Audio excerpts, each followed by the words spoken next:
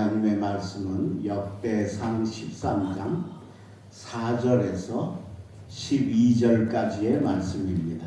역대상 13장 4절에서 12절까지의 말씀을 한 절씩 교독하는데 제가 먼저 4절을 읽습니다. 아비야가 에브라임 산중 스마라임 산 위에 서서 이르되 여로보암과 이스라엘 무리들아 다 들으라.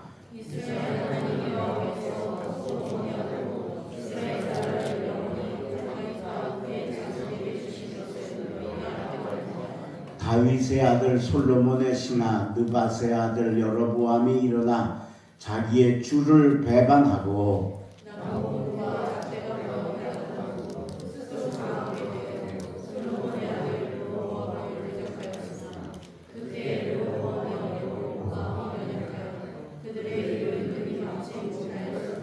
이제 너희가 또 다윗 자손의 손으로 다스리는 여호와의 나라를 대적하려 하는도다.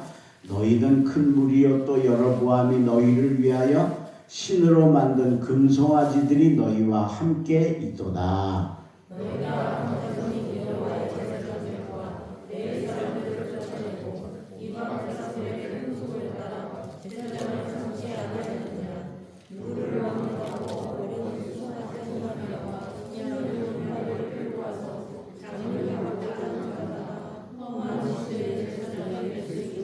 우리에게는 여호와께서 우리 하나님이 되시니 우리가 그를 배반하지 아니하였고 여호와를 섬기는 제사장들이 있으니 아론의 자손이요 또 레위 사람들이 수종들어 매일 아침 저녁으로 여호와께 예배를 드리며 분향하며 깨끗한 성의 진설명을 놓고 또 공인 군단에게 갔어. 그 뒤에 전나라가 불타나니 우리는 우리 하나님 여호와의 분향을 지키며 너희는 그를 배반하여 하느니라. 함께 봉독합니다. 하나님이 우리와 함께 하사 우리의 머리가 되시고 그의 제사장들도 우리와 함께하여 전쟁의 나팔을 불어 너희를 공격하느니라. 이스라엘 자손들아 너희 조상들의 하나님 여호와와 싸우지 말라. 너희가 형통하지 못하리라. 아멘. 오늘 수요예배 오신 우리 사랑하는 성도 여러분 환영하고 하나님의 은혜가 함께 하시기를 주의 이름으로 축원합니다. 유다 나라에 아비야라는 왕이 있었어요. 근데 그 아비야 왕 때에 북왕국 이스라엘이 여로보암 왕인데 그가 무려 80만 명의 군대를 이끌고 남쪽 유다를 침공을 해왔습니다. 그래서 아비야가 깜짝 놀라서 자기 군대를 정비해 보니까 다 끌어모아도 40만 밖에 안 됩니다. 절반밖에 안 되는 거예요. 근데 고대 사회는 군대 수가 많으면 거의 100% 이깁니다. 그렇죠? 지금처럼 무슨 기관총 하나로 사람 여러 대하는 때가 아니니까 그때는 진짜 1대1로 싸울 때니까 수가 많으면 무조건 이깁니다. 그러니까 이 전쟁은 절대 이길 방법이 없었습니다. 그런데 아비야가 스마라임 산 위에 올라가서 너희들이 80만을 끌고 왔고 우리는 40만밖에 안 되지만 우리가 반드시 너희를 이긴다 하고 일장 연설을 하면서 그 이유를 설명을 하고 있습니다. 그게 바로 아비야가 가진 믿음이었습니다. 그리고 그 믿음대로 우리가 반드시 이긴다는 믿음대로 그 다음 전쟁에 진짜 붙었는데 거기서 오늘 15절에 보면 여호와께서 치시니 그랬어요. 그러니까 이스라엘 유다 군대만 친 게 아니고 하나님이 함께 쳐서 무려 50만 명이 죽었습니다. 상상을 초월한 온 세상이 다 피투성이가 됐겠죠. 그렇죠? 50만 명이 죽었습니다. 그래서 이 유다 나라가 대승리를 거두는 역사를 이루었다라고 하는 겁니다. 우리가 살면서 오늘 이 아비야가 80만 적군을 대하고 그 암담하고 절벽 같은 상황을 우리도 살면서 경험할 때가 많이 있잖아요. 그때 여러분 이 아비야의 믿음을 가지시기를 주의 이름으로 축원합니다. 그래서 아무리 어렵고 아무리 절벽이고 절대 불가능한 것 같아도 이 믿음을 가지고 여러분 여러분 그거 깨트리고 이기셔서 승리하시길 주의 이름으로 축원합니다. 그럼 아비야가 어떤 믿음을 가지고 있었기에 이렇게 정말 기적 같은 2배나 되는 적군을 격파하는 승리의 축복을 받을 수 있게 되었을까? 3가지 중요한 사항이 있는데 제일 첫 번째가 뭐냐면 하나님을 우리의 하나님으로 믿었다라고 하는 거예요. 하나님을 우리의 하나님, 나의 하나님, 우리 편 하나님으로 믿었다라고 하는 거예요. 자, 오늘 본문 5절입니다. 이스라엘 하나님 여호와께서 소금 언약으로 이스라엘 나라를 영원히 다윗과 그의 자손에게 주신 것을 너희가 알 것 아니냐 하고 이야기를 합니다. 그리고 10절에 가서 보니까 우리에게는 여호와께서 우리 하나님이 되시니, 하나님이 우리 하나님이라는, 너네 편 하나님이 아니라는 거예요. 자, 왜 이런 고백이 나오게 되었느냐? 남북 왕국이 갈라지면서 북쪽의 여로보암이 무려 10지파를 이끌고 나가서 북이스라엘을 만듭니다. 남쪽은 유다고, 유다는 이 베냐민 지파하고 저기 유다 지파하고 그 2지파고 나머지 10지파가 이스라엘 북쪽입니다.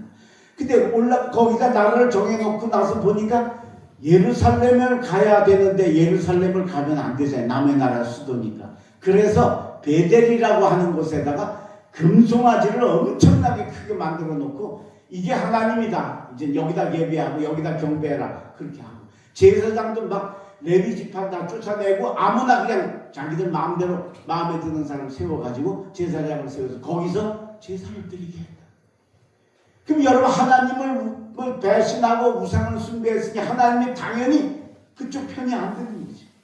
당연히 우리 편이 되시니까 하나님 우리 편이니까 너희는 못 이긴다. 남만 수많아도 못 이긴다. 우리가 이긴다 라고 고백을 하는 거예요. 오늘 사랑하는 독립교회 성도 여러분, 하나님이 여러분 하나님 되시기를 바랍니다. 그러려면 여러분이 하나님 마음에 들어야 돼요. 그죠? 이 북쪽 이스라엘처럼 금송아지 만들고 이래놓고 하나님 우리 편 해주세요. 하나님 절대 안 하시겠죠. 그러니까 우리가 정말 신앙생활을 반듯하고 진실하게 해서 하나님이 내 편 되도록 하면 어떤 절벽 같은 상황에서도 어떤 불가능한 상황에서도 이기게 해주실 줄로 믿습니다. 이스라엘이 이렇게 사사 시대에 기드온이라는 사사가 미디안하고 전쟁을 하게 됩니다. 미디안에게 그 속국이 되어 있을 때인데 이제 독립운동을 하래요. 근데 미디안의 군대는 한 20만 정도 됩니다. 근데 기드온이 내가 저들과 싸울 테니까 미디안하고 싸울 사람 나와라. 그랬더니 3만 명이 나왔어요. 근데 적군은 20만 명이니까 6분의 1밖에 안 되잖아요. 이 택도 없이 모자른 거예요. 그런데 하나님 뭐라 그러시느냐면 야 너무 많다 돌려보내라 그러시는 거.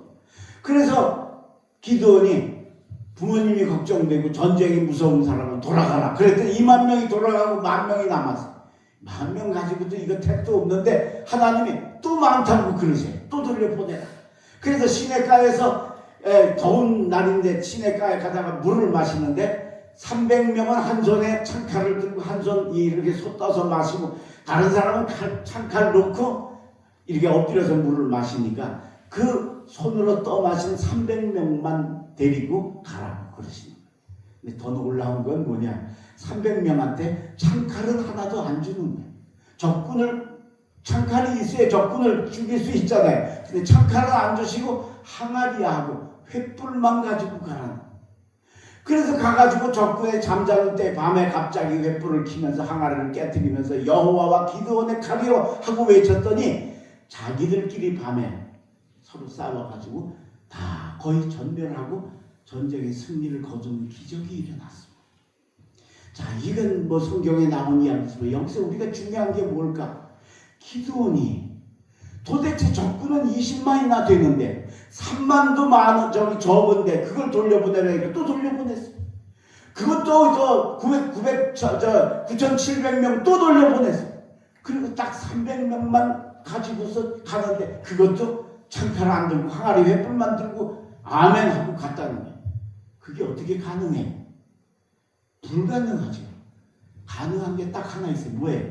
하나님이 우리 편이시기 때문에 그 하나님을 믿는 믿음 때문에 그게 순종이 가능해지는, 이게 바로 우리의 하나님이 되시는 역사다. 오늘 여러분, 기도원이 바로 그 하나님이 우리 하나님이시니까 별별이 저 하나님이 주리라고 해도 참 자기 의견 하나도 안 내세우고 순종할 수 있었던 그 귀중한 그 믿음, 하나님이 내 편이시다. 오늘 여러분이 하나님 편이신 걸 믿으시기를 바랍니다. 그리고 그 하나님이 반드시 그렇게 내 편이 되면 우리가 승리하고 이길 수 있다는 거 확실하게 믿고, 오늘 이 아비야와 같이 그리고 기드온과 같이 승리하시길 주의 이름으로 축원합니다. 두 번째, 아비야가 어떤 믿음을 가졌기에 이렇게 놀라운 승리를 이룰 수 있었을까? 두 번째는 참된 예배를 우리가 드리고 있다라고 고백을 합니다. 참된 예배를 드리고 있다. 자, 이 북왕국 이스라엘하고 남쪽 유다가 지금 전쟁을 하잖아요. 북왕국은 이게 엉망진창이야. 아까도 얘기했던 것처럼 하나님 안 믿고 금송아지, 거기다가 우상을 그 숭배하는 것만도 대단한 죄악인데다가 제사장들을 지들 마음대로 세웠습니다. 그래서 그냥 좀 가지고 오면 그냥 다 장립을 합니다. 자, 오늘 본문 8절입니다. 8절 끝에 보시면 너희는 큰 무리요 또 여로보암이 너희를 위하여 신으로 만든 금송아지들이 너희와 함께 있도다. 이게 벌써 틀렸다는 거예요. 그 다음에 9절 너희가 아론 자손인 여호와의 제사장들과 레위 사람들을 쫓아내고, 원래 제사장들은 다 쫓아내고 이방 백성들의 풍속을 따라 제사장을 삼지 아니하였느냐? 누구를 막론하고 어린 수송아지 한 마리와 수량 7마리를 끌고 와서 장립을 받고자 하는 자마다 허무한 신들의 제사장이 될 수 있도다.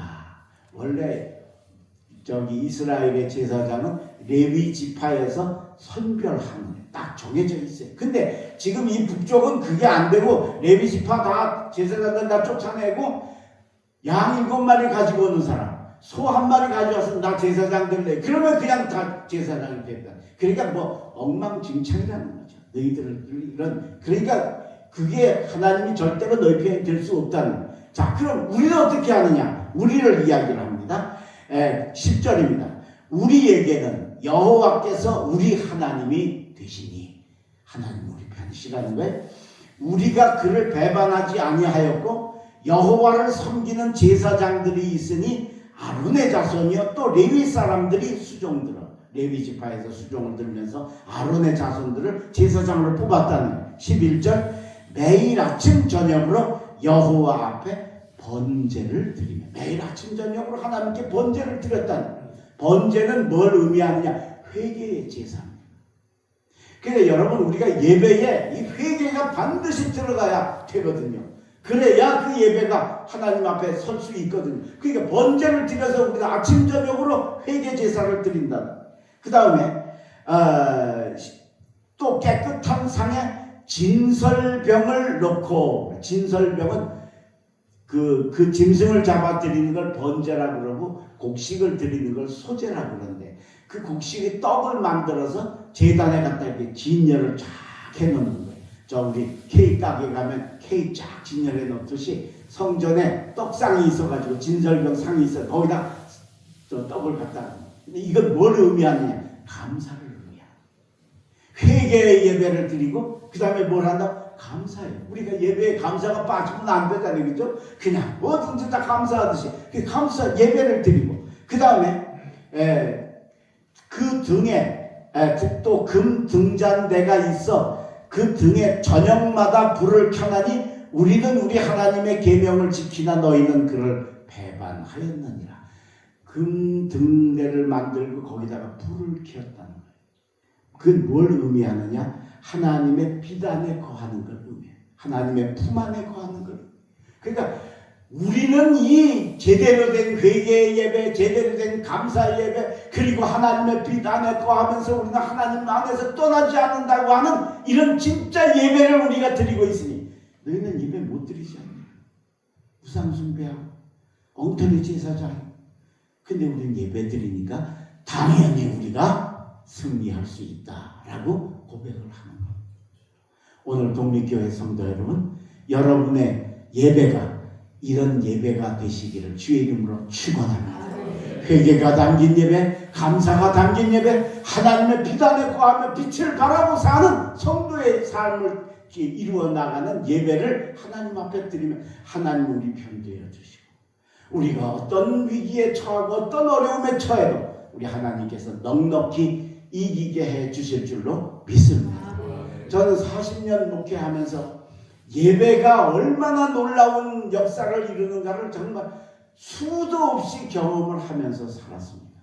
정말로 야, 큰일 났다. 그런데 예배 드리려고 하니까 하나님이 예배 드리게 하시려고 내 문제를 해결해 주시는 경험을 한두 번 한 게 아닙니다.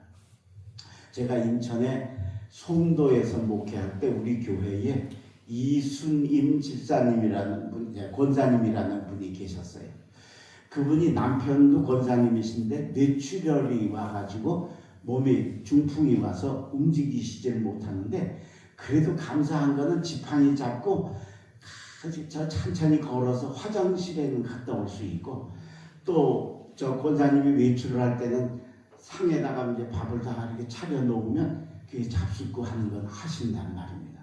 그런데 대신방 때가 됐는데, 원래 그 이수민 권사님이 신방 대원이에요. 항상 저 따라다니시는 분인데, 목사님 이번에는 신방을 제가 못하겠습니다. 그래요. 그래서 왜요? 그랬더니 우리 권사님이 그 화장실 가다가 쓰러지셔가지고, 그래서 이제는 걷지도 못하시고 말도 전혀 안 되신대요. 그러니까 밥도 꼭 차려서 옆에서 먹여드려야 되기 때문에 제가 이제는 집을 비울 수가 없어서 신방을 할 수 없어요. 참 그런 소리 목사가 들을 때는 진짜 가슴이 진짜 찢어지는 것 같아요. 권사님 어떻게 해요? 제가 기도 많이 할게.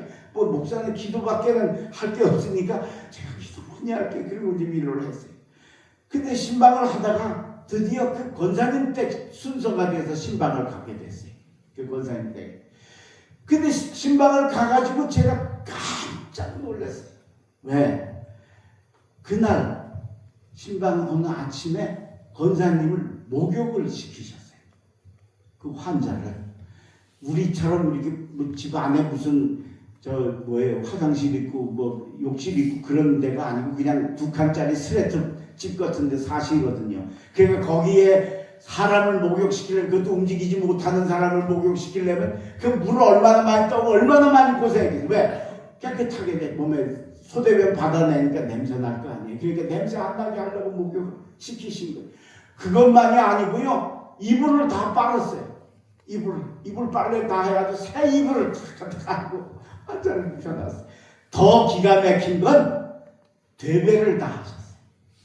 되배를. 별로 놀라지도 않아. 다 여러분들 신방 받을 때 되배 정도 하시죠? 네.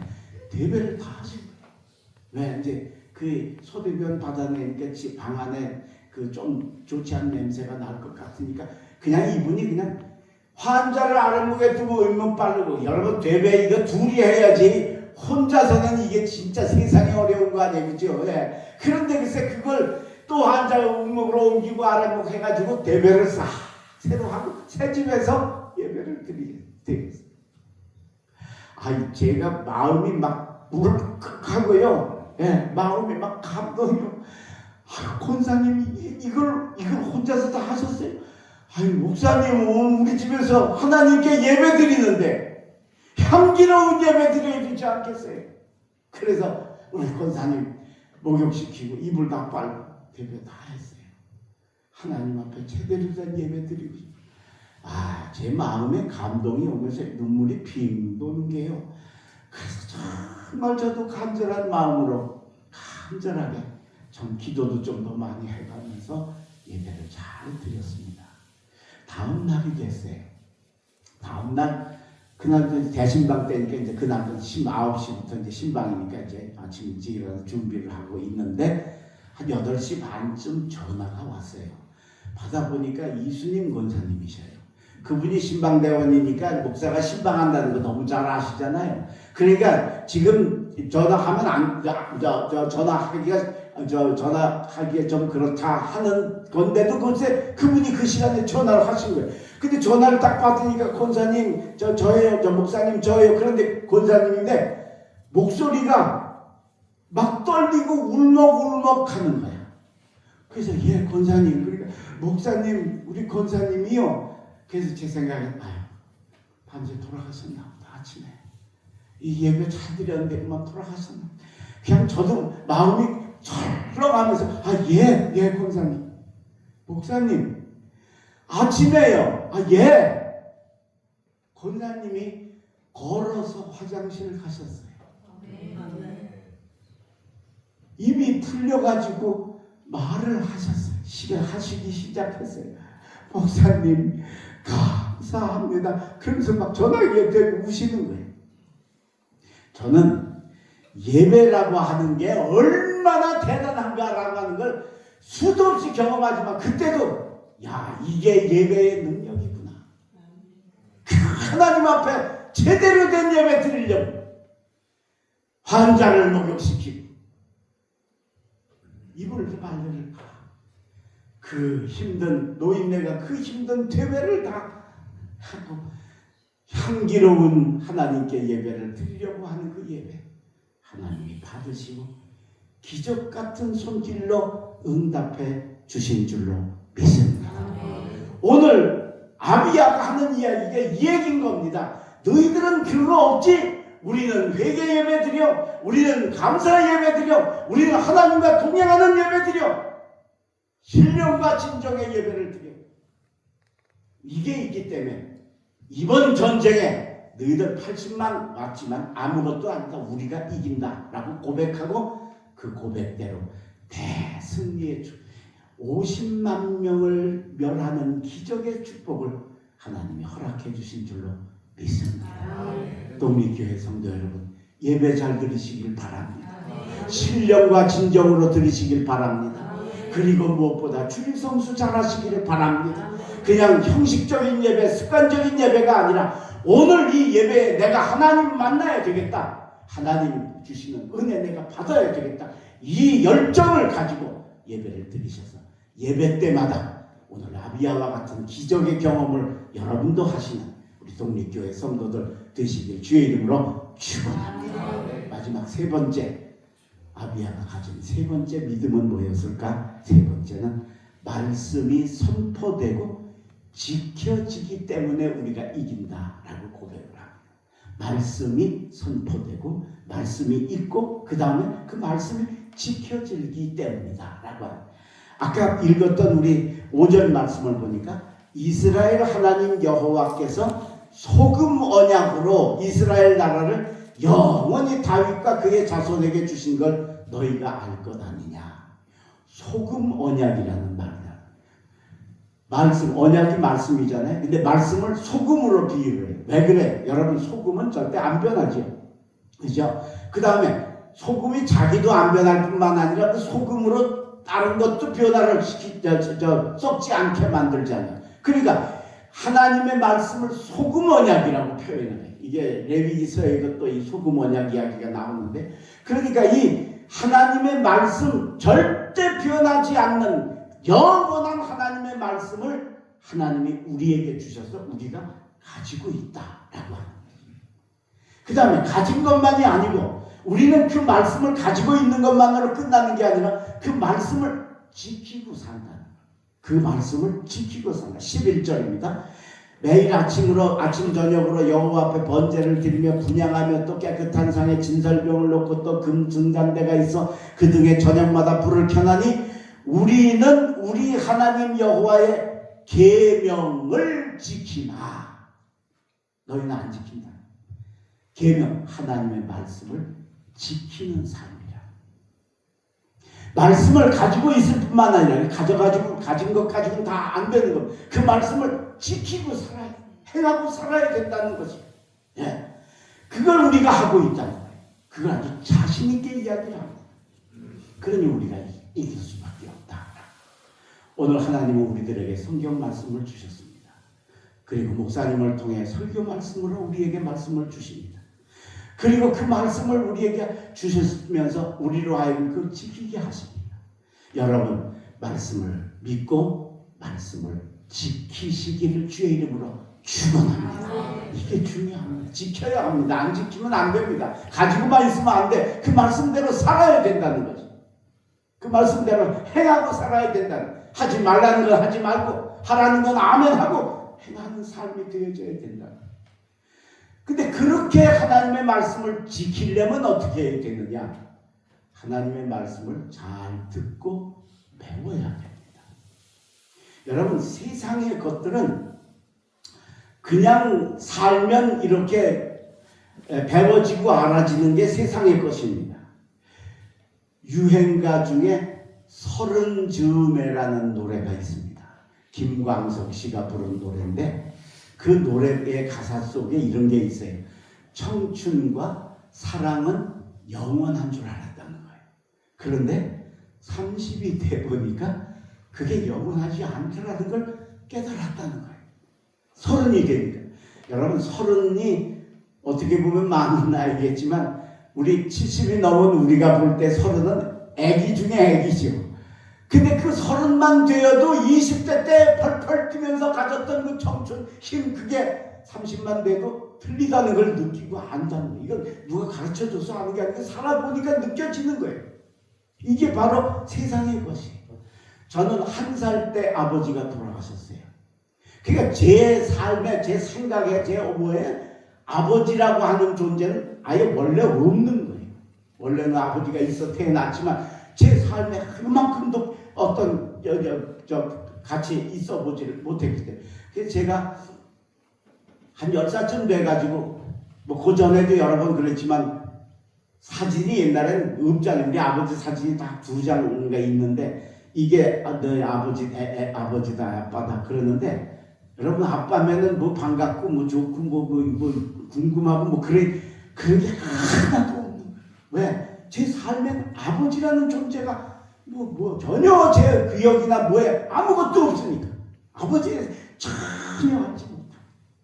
그런데 20살 때쯤 될 때 제가 서울을 가다가 조치현, 그때 충북선이, 지금도 그렇지만 충북선이 그 조치현에서 갈아타잖아요. 조치현역에 내려가지고 서울 가는 기차를 타려고 기다리다가 어떤 아버지가 아들을 이별하는 걸 제가 보게 됐어요. 아버지가 촌노예, 진짜 촌사람이야. 그러니까 그 한복 바지 저고리, 예, 지금처럼 이렇게 이쁜 한복이 아니에요. 옛날에 허연 거 그냥 그거밖에 없어. 이런 옷은 없을 때니까 옛날에 그걸 입었는데 바지를 둥둥, 데님을 안 매니까 이제 둥둥 걷었는데 양쪽 길이가 서로 짧은 거야. 차이가 나는 그런 걸 입고. 여러분, 역에 나왔으면 굉장한 외출이잖아요. 그죠? 근데 거기 나오는데 그걸 입고 나온 거 보면 얼마나 촌사람이고 얼마나 없는지 알 것 같죠. 더 기가 막힌 건 아들을 배웅하러 나왔는데 아내가 없어. 아버지 혼자 아들을 배웅하러 나온 거예요. 그래 나와가지고 그 촌노 시골 아버지가 아들을 이제 배웅하는데, 지금 이제 생각해보면 군대 가는 것 같아요. 지금 생각해보면 아들이 이제 군대 가니까 그걸 배웅하러 아버지가 따라 나온 거야. 그 종이봉지에 싼 걸 뭘 아들한테 먹으라고 주는데 보니까 이게 고구마나 감자 그런 거 같은 거야. 그걸 주는데 아들이 안 받으려고 그래. 안 가져가겠다고. 예, 그쵸. 젊은 사람들이 이거 들고 다녀, 안 들고 다녀. 안 받아. 그런데 뭐 강제로 가면서 먹으러 강제로 손에다 강제로 쥐어주는. 그리고 몸 조심하고 이제 당부를 하면서 가라. 이렇게 아들이 기차에 탔어요. 타니까 이제 창가에 가가지고 이제 손을 들고 이제 잘 가라고 조심하라고 또. 근데 이게 제한테 들리는 게 아니고 이제 그게 이제 상상적으로 이렇게 보여지는 거예요. 다. 뭐 당연하잖아요. 그죠? 그러다 이제 기차가 떠나가니까 몇 걸음 아들 따라 뛰어가다가 뭐 이제 휙 해가지고 기차가 가버렸어요. 기차가 가서 사라지고 완전히 없는데도 아버지가 거기서 하염없이 아들 쪽을 바라보다 보는 거예요.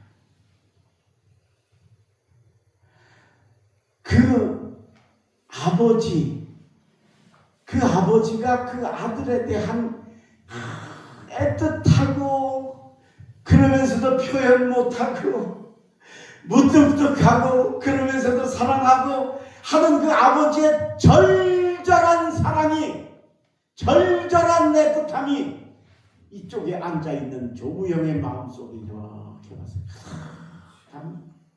느껴지는.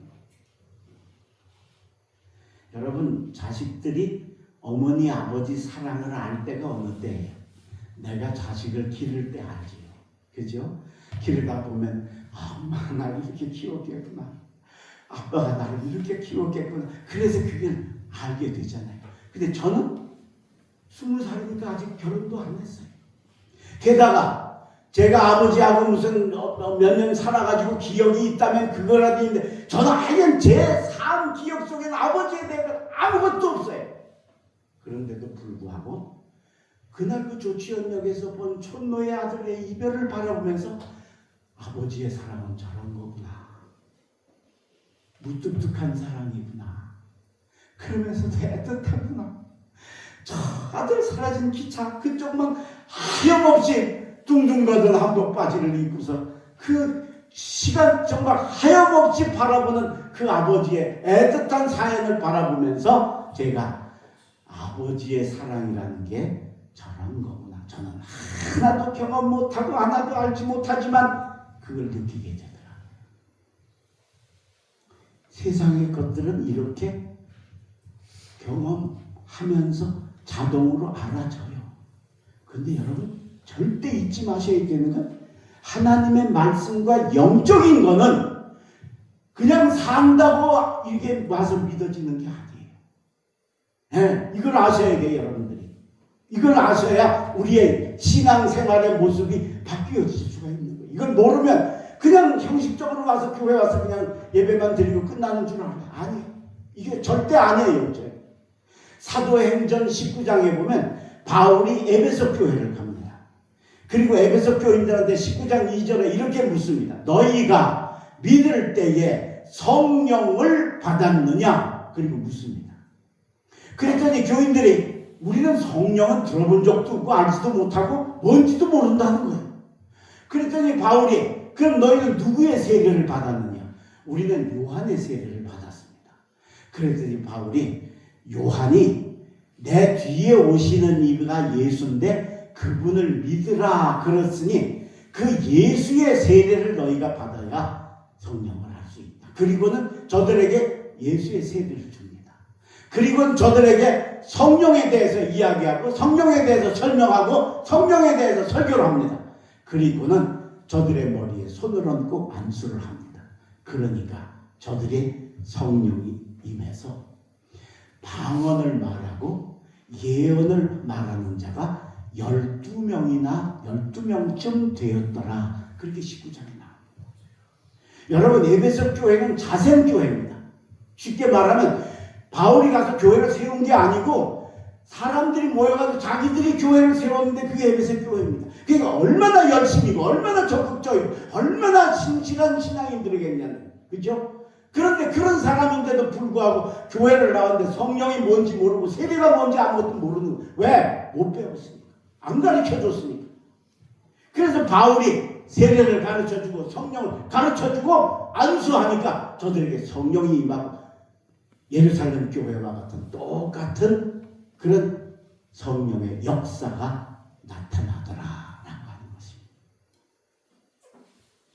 그게 여러분, 우리가 이제부터는 하나님의 말씀을 가진 것만으로 세우지 말고 열심히 배워야 된다는 거예요. 특별히 여러분 설교 시간에 귀를 기울여 들으셔야 합니다. 이거 내가 배워야 내 믿음이 자라고 내가 산다, 이런 마음을 가지고 들어요. 그냥 습관적으로 들으면 절대 믿음이 안 자라는 거예요. 에베소 교인이 그렇게 예수를 잘 믿었으면서도 성령에 대해서 전혀 몰랐는데 배우고 아니까 느껴지더라는 거죠. 그래서 여러분, 우리가 하나님의 말씀을 잘 들어야 됩니다. 로마서 10장 17절 믿음은 들음에서 나며 들음은 그리스도의 말씀으로 말미암아 느니라. 할렐루야. 믿음이 들음에서 나는 겁니다. 믿음이 어디서 그냥 귓전으로 듣는 게 아니고 이걸 듣고 내가 배워야 되겠다는 아주 절절한 마음을 가지고 들으면 그 말씀이 내게 들어와서 나를 역사하시는 거예요. 히브리서 4장 13절 14절 말씀, 하나님의 말씀은 살았고 활력이 있고 좌우의 날선 어떤 검보다도 예리하여 우리의 영과 혼과 관절과 골수를 찔러 쪼개기까지 하는 마음의 생각과 뜻을 감찰하나니 만물이 벌거벗은 것 같이 하나님 앞에 드러나느니라. 할렐루야. 이제 여러분, 믿음은 들음에서 나는 겁니다. 귀 기울여 말씀을 배우고 들으시기를 바랍니다. 세상의 것들은 그냥 살면 느껴집니다. 그런데 하나님 것, 영적인 것, 하나님 말씀을 듣고 지키려고 하면 그 내가 정신을 차리고 배워야 된다는 거예요. 그래서 그 말씀을 지킬 때 거기에 기적이 일어난다는 거예요. 오늘 아비야가 우리는 여호와의 계명을 지키느니라. 그러니까 우리가 이긴다. 그러니까 거기 역사가 나타나는 거죠. 80만을 40만이 박살을 내 적군 50만이 멸망당하고 쫓겨가는 대승리의 축복이 여기로부터 오게 되는 줄로 믿습니다. 오늘 여러분 이 세 가지 믿음 가지시기를 주의 이름으로 축원합니다. 하나님이 우리 하나님으로 믿고 하나님의 마음에 드는 여러분 되시기를 바랍니다. 예배를 제대로 드리시길 바랍니다. 신령과 진정의 예배, 순서 하나하나의 의미를 담아서 살아계신 하나님이 감동하시게 들으시길 바랍니다. 그리고 말씀을 성경만 가지고 있지 말고 그 말씀을 잘 배워서 그 말씀을 지키고 행하여 계명을 지킬 때 하나님이 그 여러분들의 믿음에 역사하셔서 기적을 일으키시고 문제를 해결해 주시고 승리하게 해 주실 줄로 믿습니다. 이 축복 받으시기를 주의 이름으로 축원합니다. 기도하겠습니다. 거룩하신 우리 아버지 하나님 감사합니다. 오늘 아비야의 아름다운 믿음 우리가 배웠습니다. 주여 우리도 그 믿음 가져서 아비야가 절벽 같은 적금 80만을 앞에 놓고도 낙심하지 않았고 결국은 그것을 뚫고 승리하였듯이 주여 우리도 우리의 삶의 문제, 우리 삶의 어려운 것들을 믿음으로 해결하는 저희들 되게 하여 주시옵소서. 내가 하나님 마음에 딱 드는 성도가 되기를 준비하고 노력하는 저희들 되게 하여 주시어서 하나님이 우리 편 되게 하시고 나의 하나님 되게 하여 주시옵소서. 이제부터 우리의 예배는 참된 예배가 되게 하셔서 회개와 감사와 하나님의 빛을 바라는 그런 예배자들이 되게 축복하여 주시옵소서. 그리고 하나님 우리에게 말씀을 주셨으니 그 말씀을 잘 배워서 그것을 지키는 삶이 되어 계명을 지키는 자들로 승리하는 저희들 다 되게 축복하여 주시옵소서. 예배를 마치고 돌아가는 발걸음 지켜주시고 돌아가서도 남은 반주 믿음으로 승리하는 하나님의 종들 되게 하여 주시옵소서. 주님 특별히 우리 성도들 중에 아프고 어렵고 힘든 이들 있습니다. 하나님 저들 찾아가 주시고 만져주시고 안수하여 주시고 축복하여 주셔서 오늘 아비야와 같은 기적이 저들의 삶에 일어나게 허락하시고 인도하여 주시옵소서. 오늘 예배를 도운 손길에 축복하시고 돌아가는 발걸음 지켜주시고 받은 은혜 잊지 않고 그것을 30배, 60배, 100배 결실로 만들어내는 능력의 종들 다 되게 허락하여 주시옵소서. 예수님의 이름으로 감사하며 기도하옵나이다.